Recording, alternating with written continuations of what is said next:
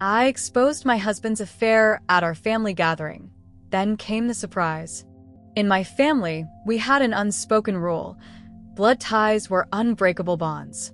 My grandmother Eloise had drilled this into me since childhood. Family is the only thing that remains when everything else falls apart, she would say, her voice firm but gentle. This belief had guided me through life's ups and downs, including the past year of my crumbling marriage. I stood at our bedroom window, watching rain droplets race down the glass while Daniel packed for yet another business trip.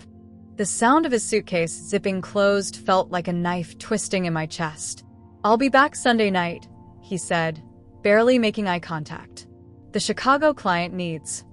"You were in Chicago last month," I interrupted, still staring out the window. Strange how these emergencies always happen on weekends. Daniel sighed dramatically. "Listen, Emma, I don't have time for this. The company's expansion depends on you being gone 3 weekends a month?" My voice remained calm, betraying none of the storm raging inside me. "It's fine. Go." Grandmother Eloise's will reading is next Friday. I'll see you there." His shoulders tensed slightly at the mention of the will reading. "Right." "I'll fly back Thursday night." Of course he would. Eloise's estate was worth millions, and although Daniel had never explicitly said it, I knew he was counting on me inheriting a substantial portion. Our marketing firm had been struggling the past 2 years, primarily because of his risky investments and lavish expenses. After he left, I moved to my closet and reached behind my winter sweaters, pulling out a manila folder. Inside was evidence I'd collected over the past 3 months. Credit card statements showing hotel charges in cities he claimed not to visit, screenshots of text messages I'd glimpsed on his phone, and photographs a private investigator had taken. The most damning was an image of Daniel and a woman named Vanessa, his assistant, holding hands on a beach in Miami when he was supposedly at a marketing conference in Cleveland. I hadn't meant to become a detective in my own marriage. It happened gradually, like the way a photograph develops. First nothing but blank space, then shadows, then undeniable shapes forming a picture you can't unsee. The signs had started small. A new cologne I didn't recognize lingering on his shirts, late-night texts that made him smile in ways he no longer did with me, the subtle recoiling when I reached for his hand. My body had registered the disconnection before my mind could acknowledge it, that hollow feeling in my stomach whenever he kissed me goodbye, the intuition screaming that something wasn't right. I returned the folder to its hiding place and reached for my phone, calling my lawyer, Patricia. "Everything's in place," she confirmed. "The documents are prepared. Are you absolutely sure this is how you want to handle it?" "Yes," I replied without hesitation. 10 years of marriage, and he couldn't even bother to be discreet. I paused, emotion threatening to crack my voice. "Our anniversary is the same day as the will reading." He suggested we host a small family dinner afterward to celebrate. The irony is almost poetic. "Emma," Patricia's voice softened, "revenge might feel good in the moment, but have you considered a more private approach?" I watched the rain intensify outside. My grandmother always said that secrets rot a family from the inside. She lived by that principle, transparency above all. I'm honoring her by refusing to pretend. After hanging up, I went to the guest bedroom where I'd been sleeping for the past month.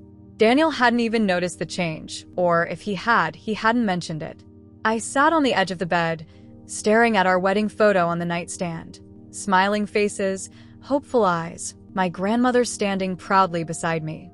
"You were right about so many things, Eloise," I whispered to her image. "But you were wrong about Daniel." My phone buzzed with a text from him. "Landed safely. Meeting running late. Talk tomorrow." I didn't bother responding. Instead, I opened my laptop and reviewed the presentation for our biggest client. While Daniel had been handling the relationship side of our business, apparently in more ways than one, I'd been doing the actual work, creating campaigns, analyzing metrics, building strategies. Our clients had started asking specifically for me, a fact that clearly bruised Daniel's ego. The next morning, I received an email from Eloise's lawyer confirming the will reading. As I stared at the formal language dismantling my grandmother's life into distributable assets, tears finally broke through my carefully maintained composure. Eloise had been more than a grandmother to me. After my parents died when I was 12, she had raised me with a perfect blend of discipline and tenderness. She taught me to stand tall, speak clearly, and never let anyone, especially men, determine my worth. She built a cosmetics empire from nothing, turning her kitchen experiments into a brand that eventually sold for millions. "You don't need anyone's approval to succeed," she would tell me. "The only permission you need is your own." I wondered what she would say about my plan to expose Daniel. Part of me knew she would approve. Eloise never tolerated betrayal. But another part questioned if public humiliation was the right approach. As I pondered this, my phone lit up with a notification from my bank. Daniel had just made a $5,000 purchase at a jewelry store in Chicago. Our joint account. My inheritance from my parents that had funded the start of our business. 10 years of building something together, and he was buying jewelry for another woman with my money. In that moment, any doubt evaporated. Some betrayals ran too deep for private resolutions. Some lessons needed witnesses. I walked to my closet, pulling out the dress I had already selected for the will reading and anniversary dinner, a fitted black sheath that Eloise had always complimented. "Power doesn't shout," she used to say. "It doesn't need to." I laid it on the bed alongside the folder of evidence, then made one more call, this time to the caterer, confirming the dinner arrangements for Friday evening. "And the champagne?" the caterer asked.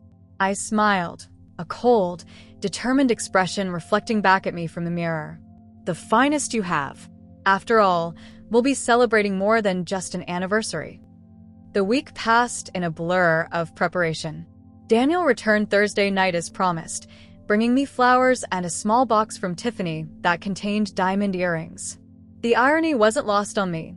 Gifts purchased to ease his guilt, perhaps from the same shopping trip where he bought something for Vanessa. "Happy early anniversary," he said, kissing my cheek. I accepted both gifts with a smile that didn't reach my eyes. If he noticed, he didn't mention it. "I've missed you," he lied, and I nodded as if I believed him. Friday morning arrived with unusual clarity. The sky was a perfect blue, almost as if Eloise had arranged it herself.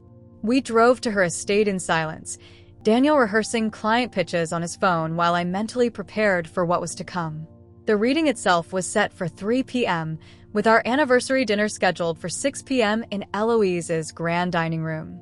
As we pulled through the iron gates of the estate, I noticed Daniel straightening his tie, putting on what I called his business smile. Charming, confident, and entirely fake. Family members had already gathered in the foyer. My cousins with their spouses, my uncle Richard and his wife, and several distant relatives who appeared at family functions just frequently enough to maintain their connection to Eloise's fortune. "Emma, darling."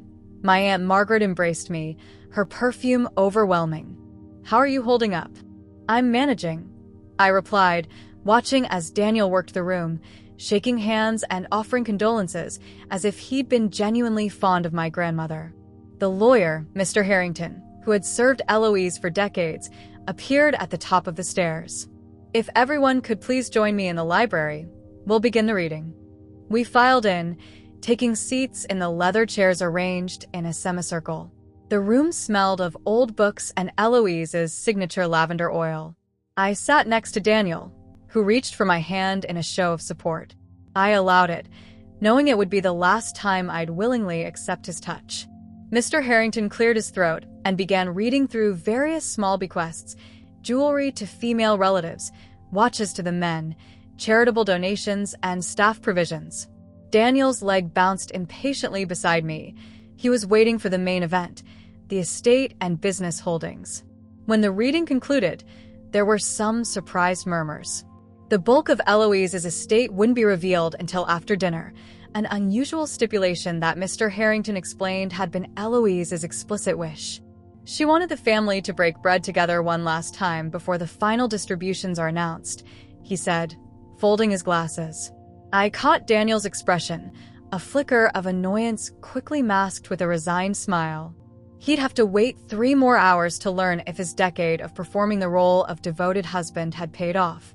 The dining room was set beautifully, crystal glasses catching the light, silver gleaming against white linen, flowers arranged in Eloise's favorite pattern. Servers poured champagne as everyone found their assigned seats. I had arranged the seating chart carefully, placing Daniel at my side and certain key family members within easy viewing distance. When everyone was settled, Daniel stood, raising his glass. "I'd like to propose a toast," he announced. "To Eloise, a remarkable woman whose legacy lives on in her beautiful granddaughter." He turned to me with practiced adoration. "And to my wife, Emma. 10 years ago today, I became the luckiest man alive. Happy anniversary, darling." The family applauded politely. Daniel sat, squeezing my hand under the table. I squeezed back one last time. Then I stood, my heartbeat surprisingly steady. "I'd also like to make a toast," I said, my voice clear and controlled. The room quieted. "To appearances." Daniel's smile faltered slightly. "To the appearance of devotion," I continued, "of honesty, of fidelity." I lifted my glass higher. "To my husband Daniel, who has mastered the art of appearance." A confused silence fell over the table. Daniel's hand moved to my wrist, a warning pressure that I ignored. "Emma," he whispered, "what are you doing?" I pulled my hand away. "I'm celebrating our anniversary honestly," I said, loud enough for everyone to hear. "I'm acknowledging the truth of our marriage." I reached beneath my chair and retrieved the manila folder I'd placed there earlier. "I'd like to toast to Daniel's relationship, not with me, but with his assistant, Vanessa." I opened the folder and began placing photographs on the table. Daniel and Vanessa kissing outside a hotel, walking hand in hand on a beach, entering his company apartment. "Emma, stop this." Daniel's face had drained of color. "You're embarrassing yourself." "No, Daniel. I'm finally respecting myself." I turned to the stunned family members. While I was managing our business and caring for Eloise during her illness, my husband was building a life with another woman. The necklace he bought her last week cost $5,000 from our joint account. Gasps echoed around the table. My cousin Lydia's hand flew to her mouth. Uncle Richard looked away, embarrassed. Aunt Margaret's eyes narrowed with sudden understanding. "You're making a scene," Daniel hissed, standing. "This is a family matter." "Yes, it is," I agreed. "And this is my family. They deserve to know exactly who you are before Eloise's will is fully executed." The lawyer cleared his throat from the doorway. "Perhaps this is a good time for us to complete the reading," he suggested, his expression professionally neutral though his eyes reflected something like satisfaction. Daniel straightened his jacket, attempting to regain composure. "Fine. Let's get this over with, and then you and I can discuss your emotional outburst privately." I smiled then, feeling a strange lightness. "Oh, Daniel, there's nothing left to discuss." Mr. Harrington stepped forward, opening his briefcase.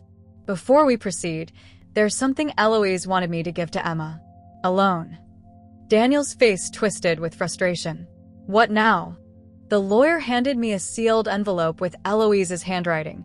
"For Emma, when you need it most." I broke the seal, pulled out a single note card, and began to read silently. "My dearest Emma, if you're reading this, you've discovered the truth. I've known about Daniel for some time. Watch his face when the will is read.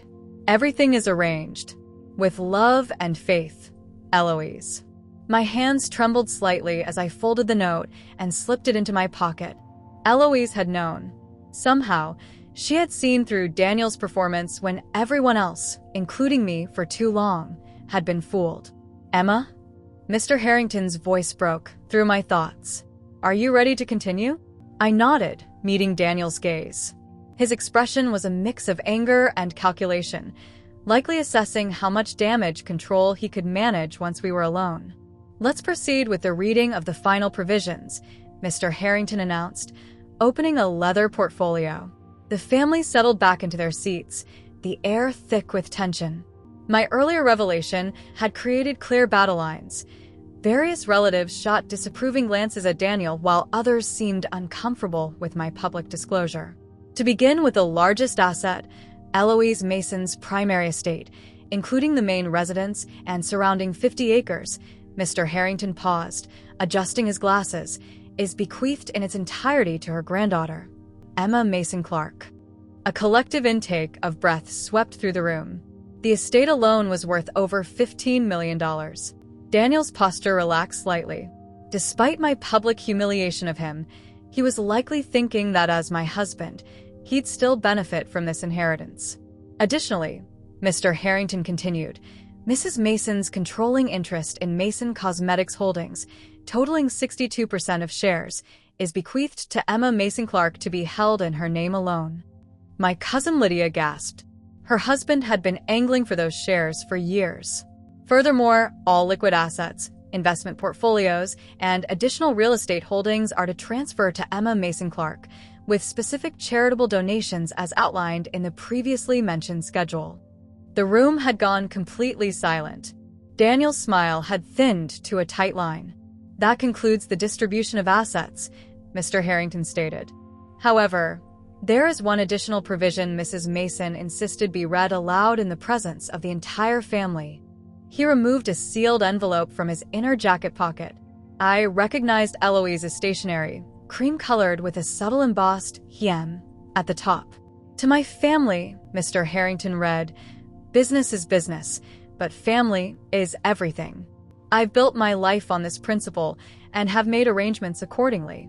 To those who might feel overlooked in this distribution, I suggest examining your motivations in maintaining a relationship with me. True family supports without expectation of reward. My Uncle Richard shifted uncomfortably in his seat. He'd been borrowing money from Eloise for years without repayment. And finally, Mr. Harrington continued, to address a matter of great importance to me, Emma's marriage. Daniel straightened, his attention laser-focused. I've lived long enough to recognize a counterfeit, and I've taken measures to protect what I value most. Approximately 1 year ago, I arranged for an amendment to Emma and Daniel's prenuptial agreement through my legal team. What? Daniel blurted, his composure cracking. That's impossible. I never signed.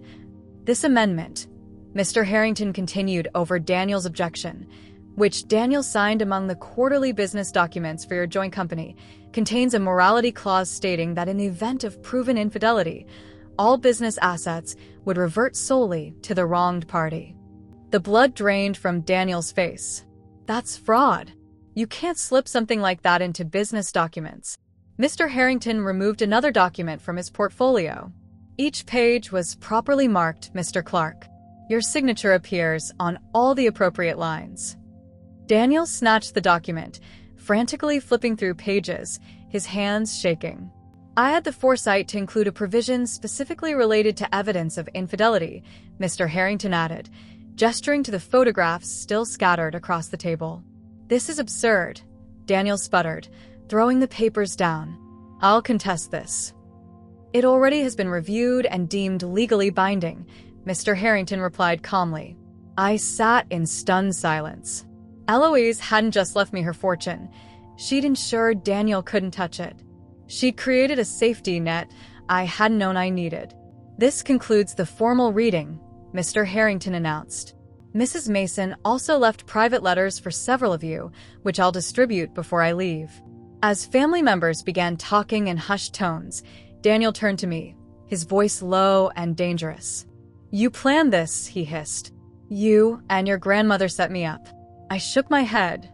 I had no idea about the amendment. But clearly, Eloise saw what I refused to see. I stood, smoothing my dress. She always said she could spot a bad investment from a mile away. Emma, his tone abruptly softened, desperation replacing anger. We can work through this. The affair was a mistake, a momentary weakness. No, Daniel.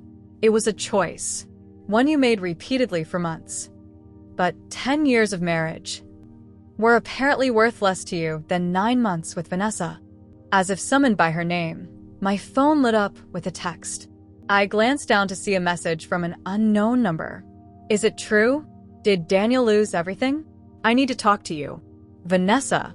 I showed the screen to Daniel, whose face crumpled. She reached out to you? He whispered, panic flickering in his eyes.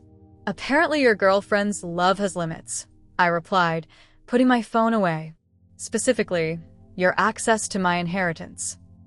Mr. Harrington approached with an envelope. "From Eloise," he said simply. I opened it carefully, aware of Daniel watching as I unfolded a handwritten letter. "My dearest Emma, by now you understand that I've been preparing for this day. Some might call my actions manipulative or calculating. I prefer to think of them as protective. Some wolves can't be driven from the door. They must be invited in and then exposed in the light. The business is yours. The house is yours. The life I've built is yours to rebuild however you choose."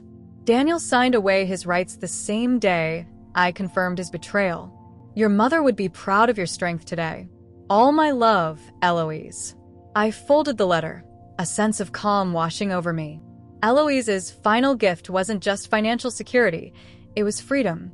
The dining room emptied gradually as family members processed the shocking revelations. Some approached me with newfound respect, others with thinly disguised resentment at being excluded from Eloise's fortune. I remained seated, watching Daniel pace by the floor-to-ceiling windows, his phone pressed to his ear. "Vanessa, please call me back," he hissed urgently. "There's been a misunderstanding."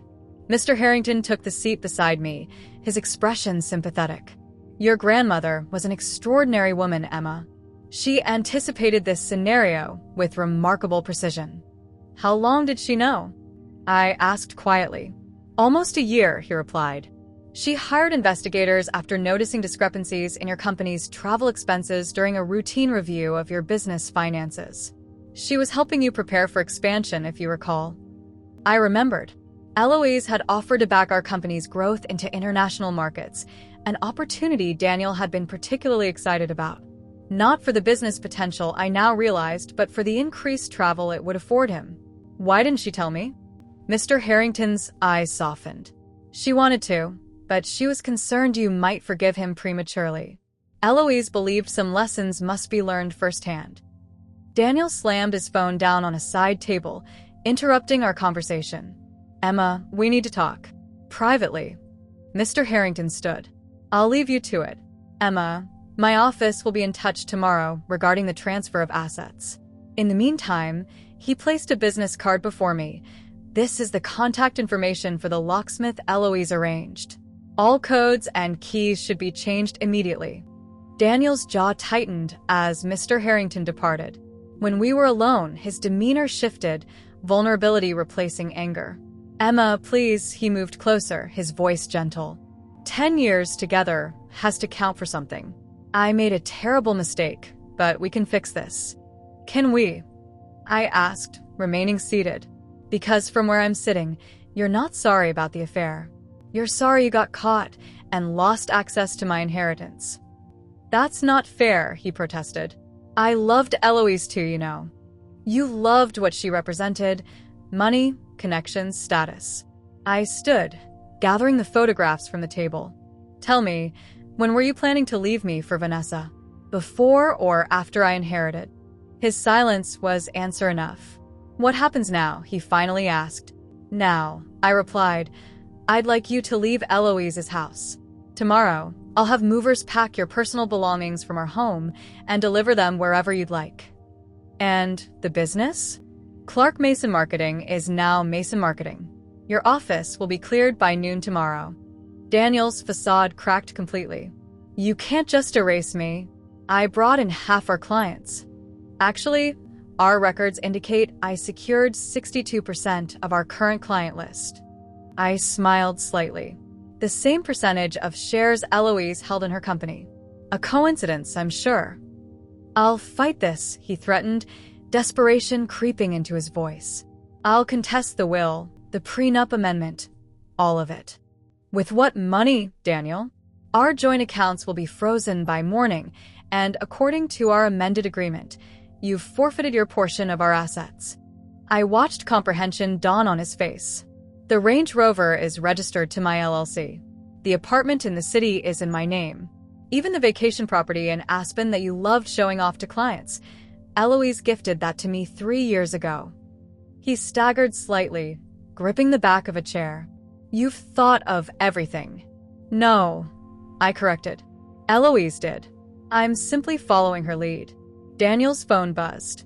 He glanced at it, his expression falling further. "Vanessa's blocked my number," he said hollowly.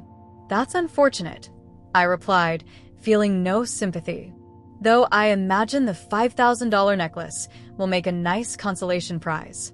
His head snapped up. "How did you know about the necklace?" "I didn't, but thanks for confirming it." I gathered my purse and Eloise's letter. "I assume it matches the earrings you bought? A set, perhaps?" The fight seemed to drain from him completely. What am I supposed to do now? For a moment, I felt a flicker of pity. Then I remembered the months of lies, the hollow feeling of betrayal, the calculated way he'd maintained our marriage while building a life with someone else. "That's not my concern anymore," I said, walking to the door. "Though, I suggest starting with a hotel. The Four Seasons downtown has excellent rates for extended stays." As I reached the threshold, he called after me. "Emma, wait. Please. If not for me, then for your reputation. If you go through with this, everyone will know our business." I turned back. "You mean everyone will know the truth? That my husband was unfaithful and faced consequences for his actions? I'm not ashamed of that narrative, Daniel. In fact," I smiled, "I think it sets an excellent precedent." As I walked away, I heard him call one more time, his voice breaking. "Emma, I'm sorry. I truly am." I paused but didn't turn around. "So am I, Daniel. For believing you for so long." Outside, the evening air felt cleansing. My phone buzzed with another message from Vanessa. "Can we meet? There's something you should know about Daniel." I hesitated, then typed. "Tomorrow. My office. 10 a.m. Whatever information Vanessa had, it couldn't change what had already happened. But Eloise had taught me never to turn down potentially valuable intelligence. As I slid into my car, I noticed the small box of diamond earrings Daniel had given me sitting in the cup holder. I picked it up, considering it for a moment, then placed it in the glove compartment. Not a keepsake, but evidence of the beginning of the end. I started the engine, feeling lighter than I had in months. Ahead lay uncertainty, but also possibility. And behind me, in Eloise's grand dining room, sat the man who had underestimated both the Mason women, a mistake he would never have the opportunity to repeat. The morning after the will reading dawned with a clarity I hadn't felt in years. I arrived at the office early, instructing security to change the access codes and collect Daniel's credentials when he arrived. His name had already been removed from the door. At precisely 10 a.m., Vanessa walked in.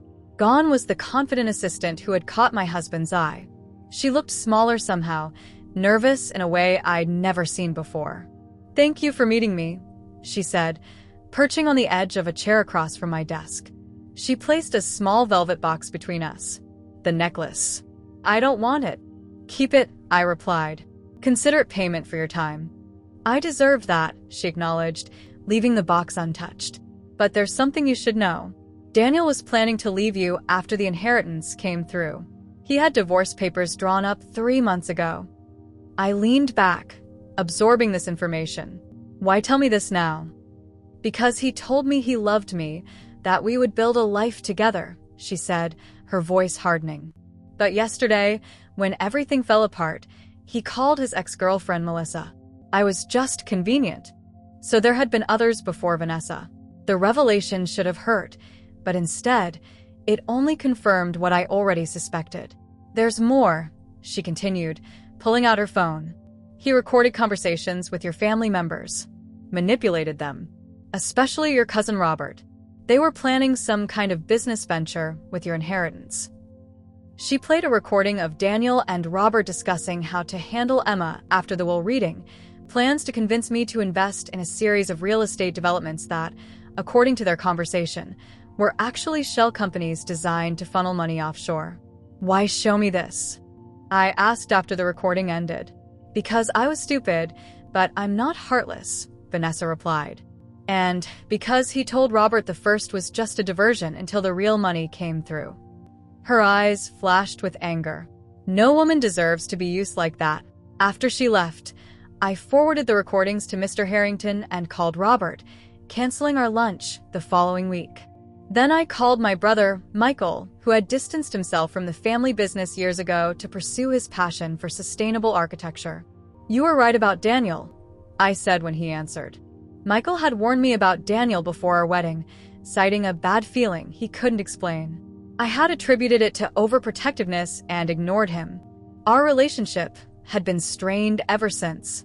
"I'm not going to say I told you so," he replied after a pause. "How are you holding up?"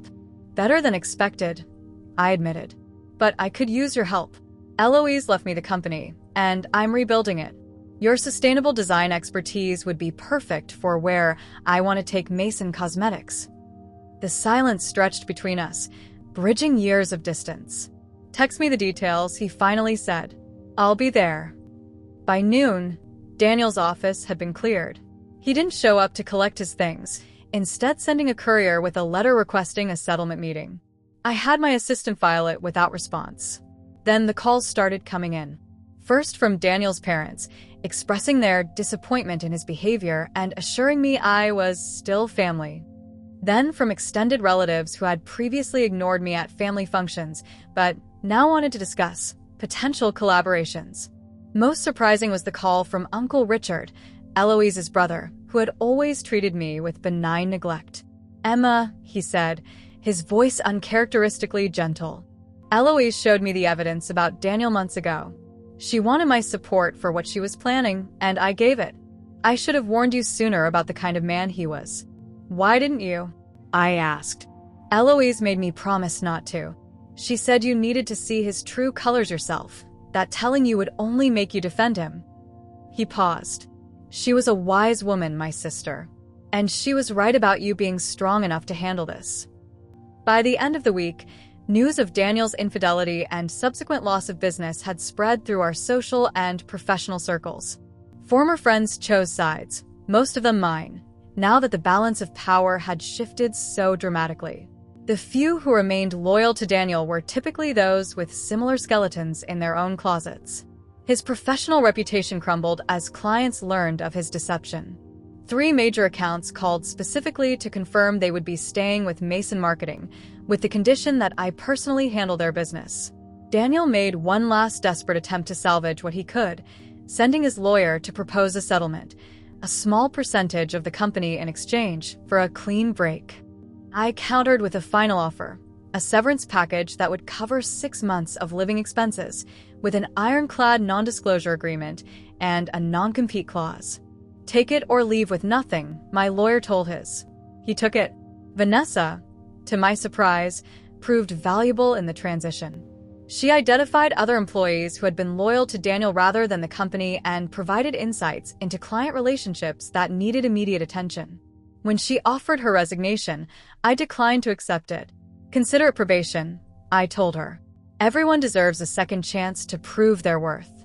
6 months after the will reading, Mason Cosmetics unveiled its new sustainable packaging line, designed by Michael's firm.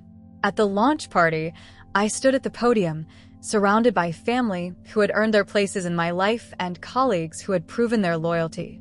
My grandmother believed in second chances, I told the gathered crowd, but not in repeating mistakes.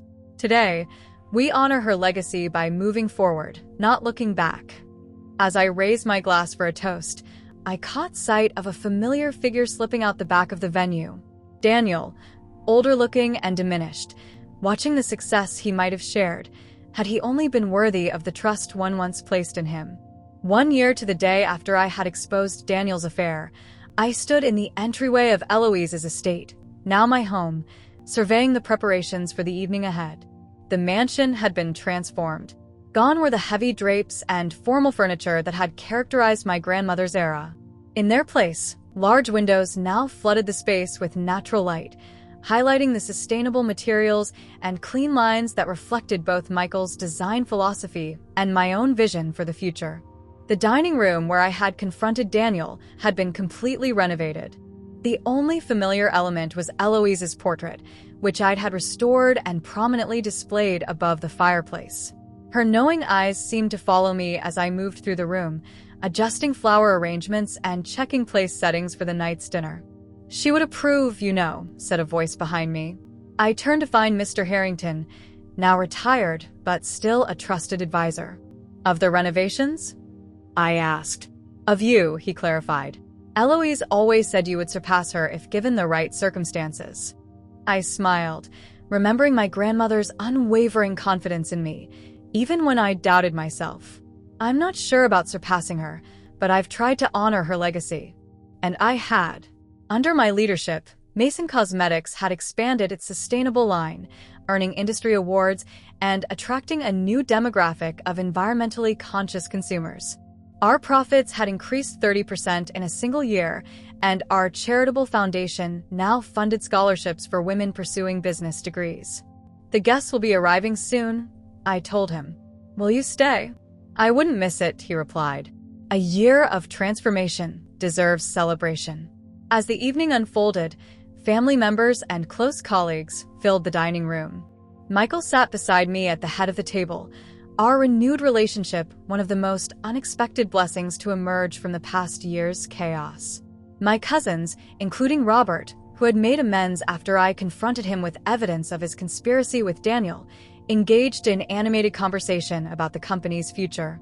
Even Vanessa was present, though in a different capacity than anyone might have expected.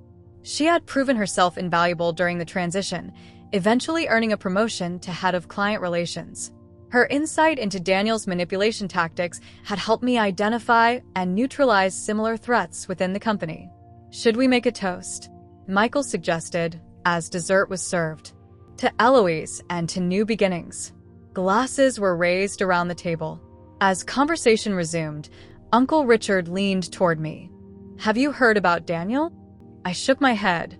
After the divorce was finalized, I had deliberately avoided news of my ex-husband. He tried to start his own marketing firm, Richard continued. It failed within 6 months. Last I heard, he was interviewing for mid-level positions at his old competitors. I don't wish him ill, I said truthfully. But I don't wish him well either. He simply doesn't matter anymore. Richard nodded approvingly. Eloise would say that's the truest form of moving on.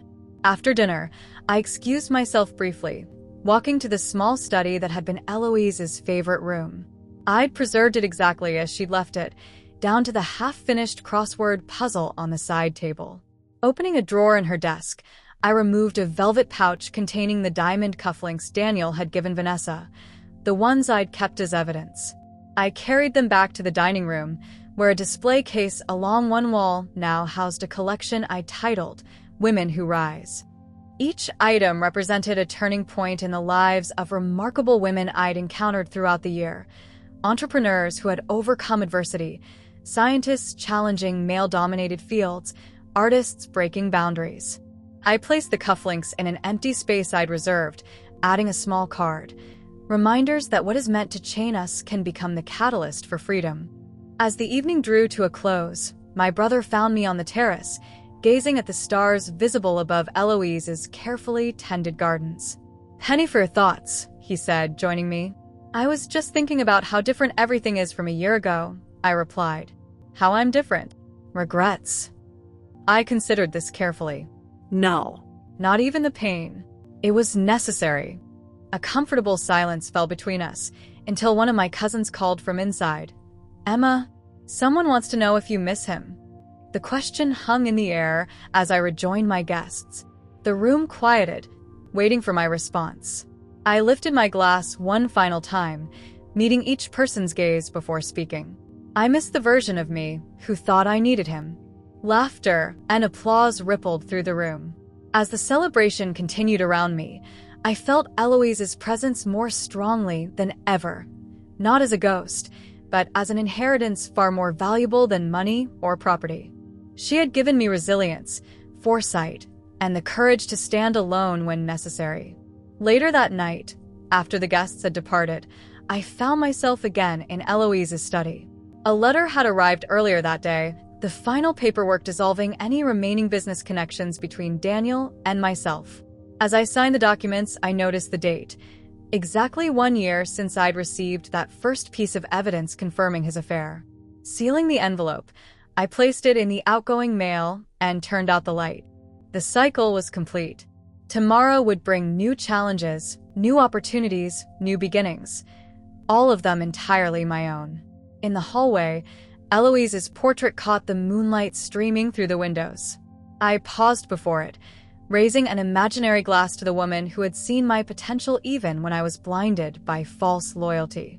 To women who rise, I whispered, and somewhere in the quiet house, I could have sworn I heard her whisper back, and never settle again.